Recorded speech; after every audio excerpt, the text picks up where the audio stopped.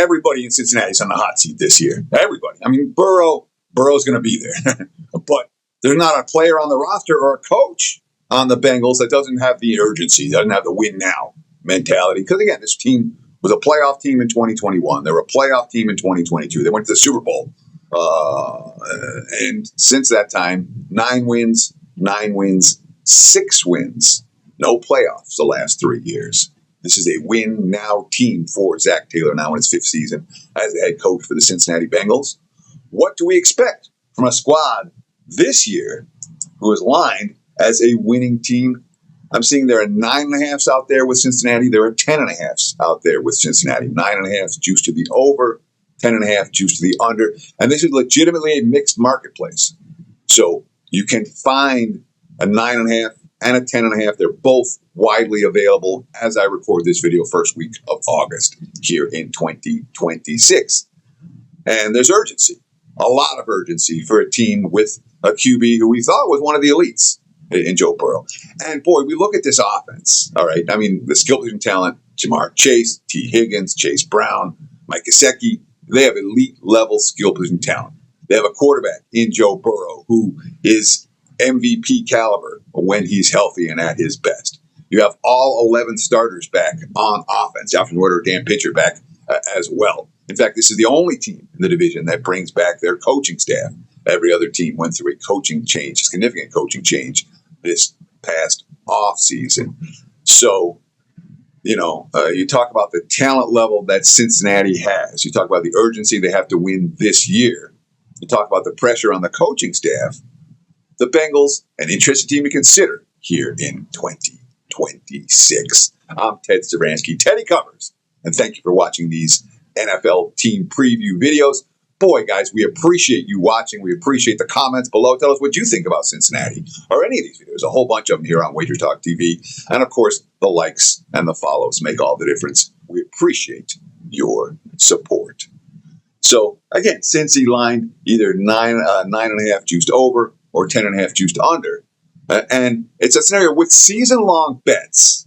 I tend to look for the better number in terms of the lower win total, or if I'm playing over, and I'd rather play a 9.5 over with juice or a 10.5 under with juice as opposed to the other way around. Why? They're season-long bets. You're locking your money up long-term. So when you do that, the most important thing is that, yes, you want value, but you want to win because the opportunity cost of locking up that money is other potential bets you could make. So winning paramount more than value, hence the over 9.5 or the under 10.5.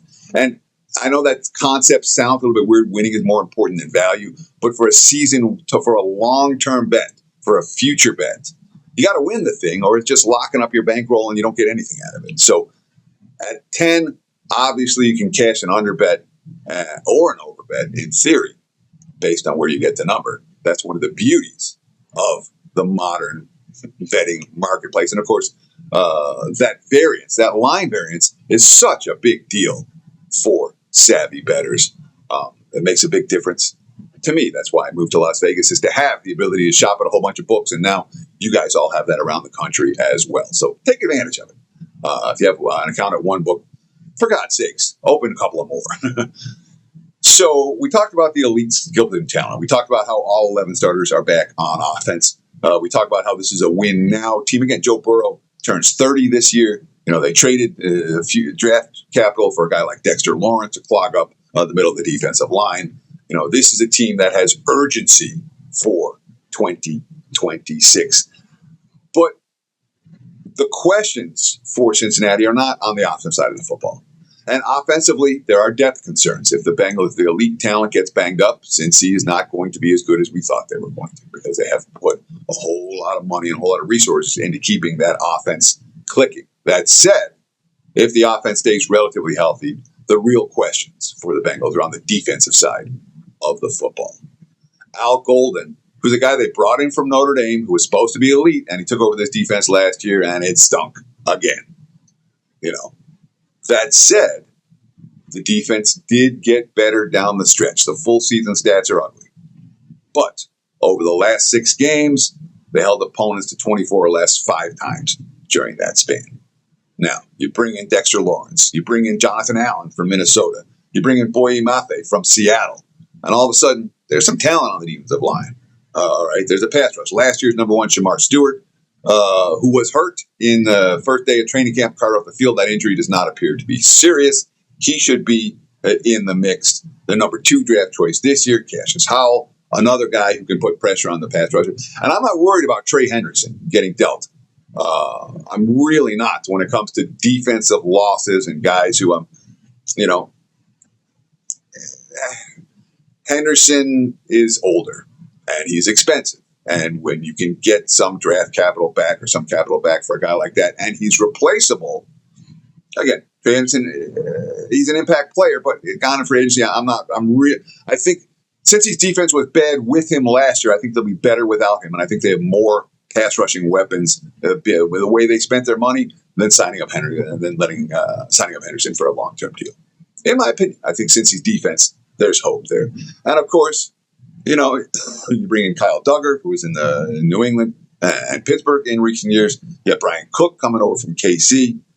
I mean, this is a team that has a lot of continuity, the most continuity in the division. They made upgrades all over the defense.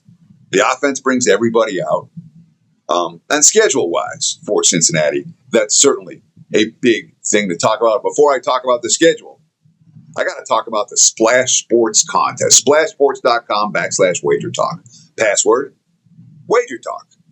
You get $100 off this contest. It's a survivor with a $21 million prize pool. Yes, that's the biggest pool in existence, the biggest pro football survivor in history. It's a $1,000 entry fee. So I get it. This contest is not for everyone. But if you're going to play Survivor this year, it's your contest, man. $21 million. You're going to go against a bunch of Wager Talk guys. It'll be a whole lot of fun. And oh, by the way, get $100 back to use another contest. Just, again, SplashSports.com/WagerTalk. Password, WagerTalk. And you'll get that $100 back. You can use it for prize picks, for player props, all kinds of other stuff that they have at SplashSports.com. Check it out. Again, I'm in it. Come beat me. It's SplashSports.com/WagerTalk. From a scheduling standpoint, the AFC North plays the NFC South and the AFC South. Now, in years past, both those divisions have been pretty dicey. This year, I'll call them both as decent, better than they've been. And in particular, I think that AFC South, as Houston, should be pretty good. Jacksonville should be pretty good. You have Tampa in the NFC South. It should be pretty good. Carolina's on the upswing. New Orleans got the arrow pointed up. There's some better teams in the South than there have been in recent years. That being said, this is not one of the tougher divisions. They don't have a whole lot of tough travel spots. You get a Sunday night football, a Monday night football, a Thursday night football. The league's not burying them. And there are 3 extra games, Miami, Washington, KC. KC should be tougher. Washington, we don't know yet. Washington's one of those teams I really don't know if we're going to see a 6-win Commanders team or a 12-win Commanders team. I imagine something in between. Washington's one team I want no part of in season win totals.